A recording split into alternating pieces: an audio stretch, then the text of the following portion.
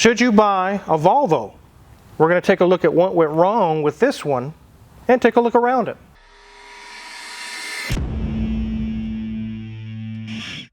This is a 2015 Volvo XC60 T5. They've definitely come a long way from their sedans and station wagons. You had several as a kid, didn't you, Mrs. Wizard? Oh yeah, I had a 240. We had the classic estate wagon for a while. Oh yeah, I grew up in Volvos. All that nostalgia of Volvo of the past is not the Volvo you're getting today. The Volvo of today, although it has a lot of the same styling and looks, it's actually not even owned by Volvo anymore. They used to be owned by Ford Motor Company up until about 2010, when a Chinese company called Geely Holding Group, purchased Volvo. They now own Volvo. They also own Lotus, and they also own Zeekr. If you watch Rich Rebuilds, he just did a video on a Zeekr. I can't remember what the model number was, but it was an EV with 1,200 horsepower, and it was able to outrun a Tesla Plaid. Very, very, very fast. So if you're buying a newer Volvo, 2010 or newer, 2011, 12, 13, just know it's owned by a Chinese company now.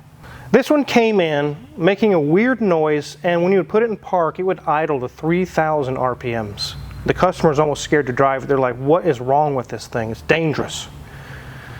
We're going to take a look at that here in a minute, but before we dive into what went wrong with this, let's take a look around it.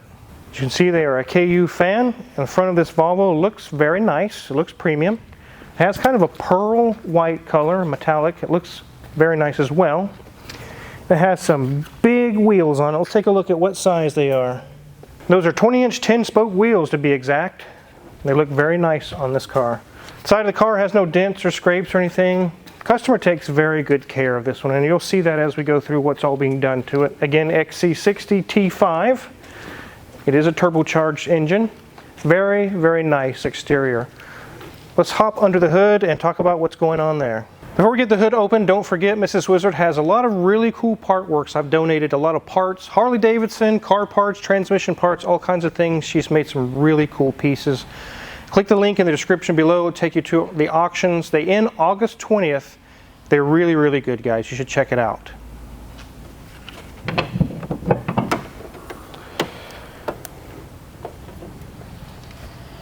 So here we have our 2-liter turbocharged 4-cylinder. As you can see, it's oriented in a front-wheel drive manner. One thing I want to show you about this engine, I'm seeing a lot of cars doing this, is that water pump. It's not driven off the timing chain or a belt or a timing belt or anything. It is full 100% electric motor. I actually think it's kind of nice because when it goes bad, you just unbolt it, put a new one on, fill it with coolant, and you're good to go. How long will they last? It's to be seen yet. Obviously, those haven't been around for 40 years, so it's hard to say how long they're going to last. But before we dive into what we found was wrong with this thing, making it rev so high, let's let Mrs. Wizard show you guys around the interior. It's really nice. Okay, ladies and gents, this is not the Volvo we're used to seeing from the 80s and 90s and even before, but it does have 104,141 miles. And obviously, nothing is illuminated, nothing really is showing because, well, the car's not on. But definitely does not look like the classic Volvo that we're used to seeing, but it still looks very nice. The dash is looking really, really good. There's nothing really majorly happening up there, maybe one dust mote, but we've got charcoal, and then we move down to a nice kind of a camel leather below that. Have a small infotainment screen, got vents below that, slot for our CD, lots and lots of buttons there in the center with dials on the sides. So we move back, we've got our gear selector, and we have an accordion style spot here, hiding everything in there for our charge port and our cup holders, and a center spot here where they keep their gum. The seats are leather and they have a little bit of bolster on the side, but they're kind of comfortable. Have a nice large, and Volvos have been known for their interestingly shaped headrests, and this one is no exception. It just isn't the ladder back that we're used to seeing from the 80s. The door card is ivory as well, with a little bit of a steel colored accent in there integrated in. The back seat is looking really nice. It's got a 40-60 split along with more of that ivory leather, and they do have a nice back cushion in there in case they need a little extra comfort for them from these seats. Headliner's looking good. Have a cover over that very large panoramic moonroof. And again, another major thing different from that classic Volvo is we used to have that big bar here in the center. It went all the way across basically Volvo. So we've gotten more of now kind of a trapezoid shape with still with our Volvo symbol in the center. So nothing major going on here. Let's get this up in the air and see what it looks like on the underneath.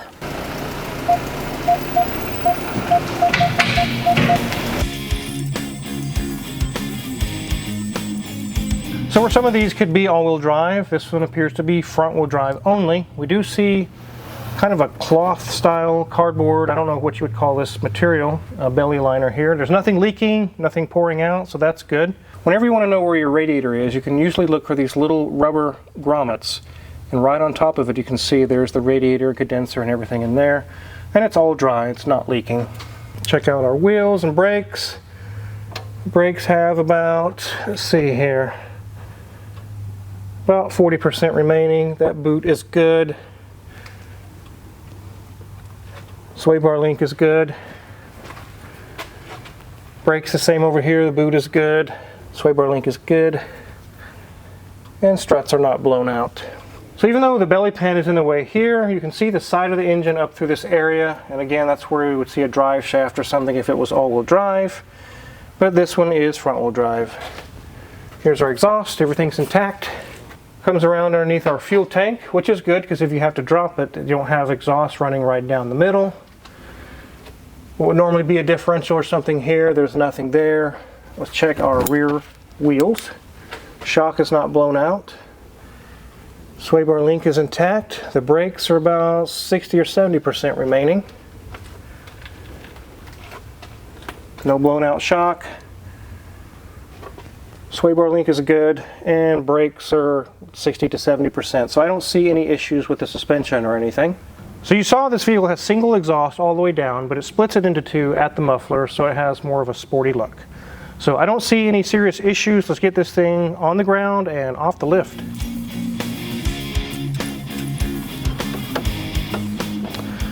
So as I mentioned, it had where it would go to 3,000 RPM in park or sitting there in idle. And you notice when I was driving it on and off the lift, it's not doing that anymore. It's currently fixed.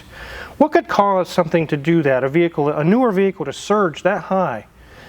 Could it be A, a vacuum leak, B, a bad throttle body, or C, a bad oxygen sensor? I'll let you guys in the comments section let us know what you think it is. And then we're going to take another look around the engine bay and show you what we found. Let's get the true answer to that question. So if you guessed A, vacuum leak, you're correct.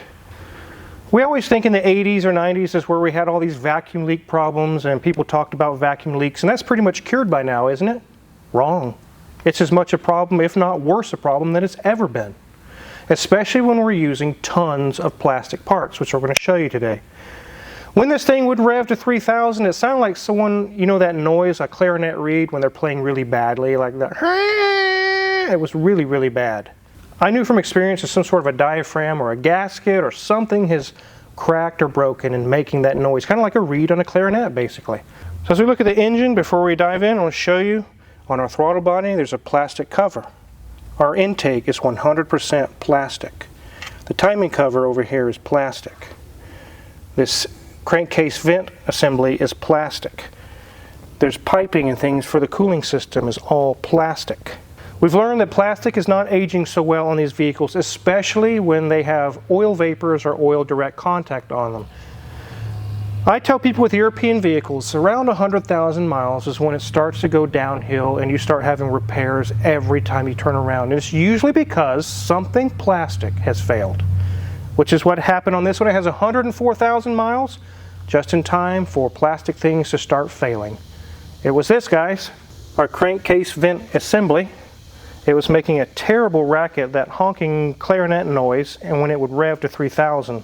It was definitely what was wrong, but also there was something else. Even after we got that fixed, we noticed that it had a check engine light on still for mass airflow sensor performance.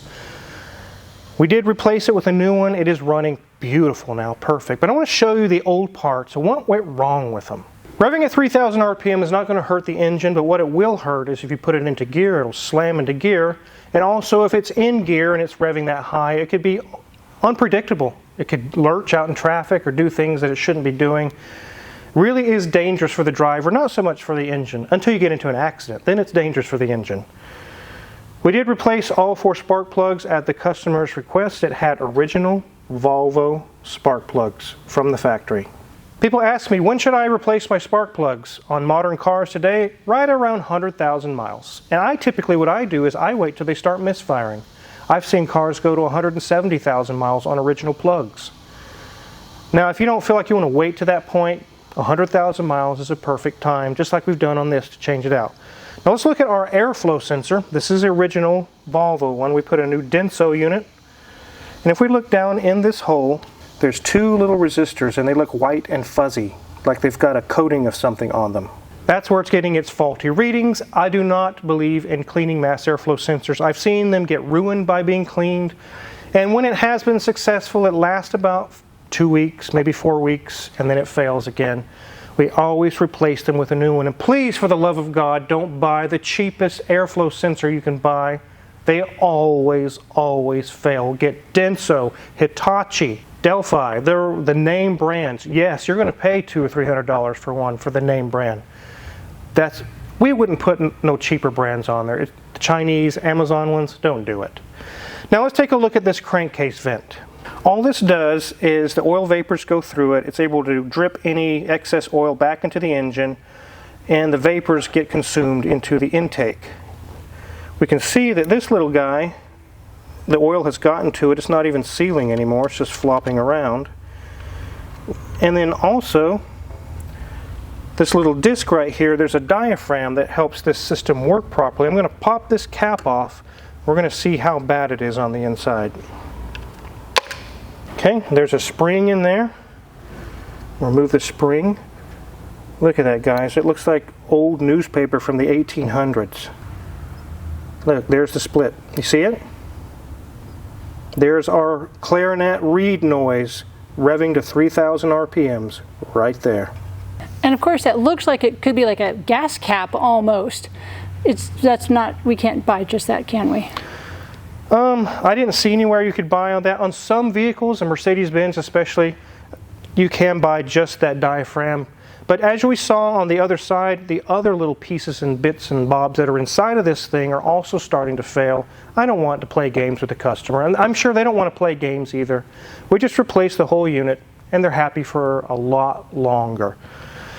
This very same system is very similar to things used on Volkswagen, Audi, Mercedes-Benz, BMW, Jaguars. They use this CCV style system on all these different makes and models. You can have increased idle, running rough. It's basically a vacuum leak. Always check that out first. It can very likely be what it is. Let's head back into the engine bay. The customer wanted more. So like I mentioned earlier in this video, this customer takes care of this vehicle, and the proof of that is once we found out what was wrong and it would guaranteed solve his problem, he didn't stop there. He said, while you're at it, put those 4 spark plugs in, which we've already done. Also, I want both of my radiator hoses replaced, and I want a new serpentine belt. Just go ahead and do it. I know they're not bad, but I want it done anyways. And the cost, whatever, just do it. That's how you take care of these cars, and they last for a long time. Let's take a look at the hoses. So there's the upper one here. It does have plastic couplings on the end that go into the radiator, but the other one is kind of scary, the lower one. If you look at that little connection of multiple hoses coming off of this plastic piece, that goes down to the lower radiator hose. We have purchased this entire assembly to replace it. The customer just doesn't want to risk this plastic cracking and breaking. That would hurt the engine, especially overheat it. It could do some damage. So the customer's in the right. Obviously, I didn't argue with them because it's more money for us, but it's good. It's good money to be spending. It increases the life of this vehicle. In the early 2000s, when Volvo was owned by Ford, they had a lot of the XC90s and things with huge transmission problems. They had failures left and right. They definitely were not a good car back in those days. Volvos are pretty good today. Just like you saw, a lot of little plastic things, and things can fail when they start to get to 100,000 miles. If those things really piss you off and you're like, I don't have time for that, then you probably should not be looking at really any European car over 100,000 miles. This one has been taken very good care of. If you're looking at a lot and it's 104,000 miles, you're looking to buy this one and there's documented service like this customer would have if they were selling it, yeah, it can be a good car for a while. Probably up to about 150, 175,000 miles. Then it might be time to trade it in or do something else. You could enjoy it to that point. But most of these cars are not maintained as well as this customer is doing, unfortunately. So you got those questions. I'm looking at this Mercedes, 140,000 miles. Is it going to be reliable? Nope. This Audi I'm looking at, 165,000 miles. Is it going to be a good car, Car Wizard? No. Car Wizard, I'm looking at this Jaguar with 130,000 miles. Is it something that's good to buy? No. So you're getting the theme here. Any of these European cars, when they exceed 100,000 miles, they are going to start nickeling and diming you over and over and over again. But if you like the styling of these vehicles, and especially if you can do most of your own work, or you've got money that you can pay to get it done, and you just don't want to be seen in a Hyundai, these are awesome cars. They ride great, they drive great. Any of the Mercedes, Audis. I really like Audis. I really like Audis, especially when they're newer. Obviously I have an R8, but you just have to go in with your mind prepared. I'm going to have to be fixing broken things a lot. But when it's not broken, it's a wonderful car. But like I just mentioned, there are some people out there, I can't be bothered with stuff breaking. So Toyota, Lexus, as I usually push, or Honda, Acura, those are great as well. So definitely wanted to get a video out to you guys to show this situation. It was almost kind of scary where they put it in park. Actually, when they dropped off the car, they put it in park and it's up to 3,000 RPMs. It's kind of scary. You're like, what is wrong with my car? Fortunately, the part wasn't hard to replace. It wasn't that big of a deal, but I've learned Volvo parts are pretty expensive, even in the European realm, where you think, okay, it's a European, so it's probably going to be a couple $100 instead of $100. And Volvo will surprise you and say, no, it's $400. Every little stinking little thing on these is $200, $400, $1,000, $600. It's just the way it is. But these things have been fixed now. We'll get these hoses replaced and all the rest of the service the customer wants. And this thing will be back on the road again, driving great. It's already driving like a new car once we've got those two items replaced. So if you're curious what kind of tools that we use to work on this Volvo or any other car in the shop, a lot of the tools we use in the shop are listed for sale on our Amazon affiliates link in the description below. If you purchase any of them, we get a small cut and really appreciate it. And as you can see, we've had a ton of cars show up here this week, which means tons of videos just for you guys. Thanks for watching. Hit the subscribe button.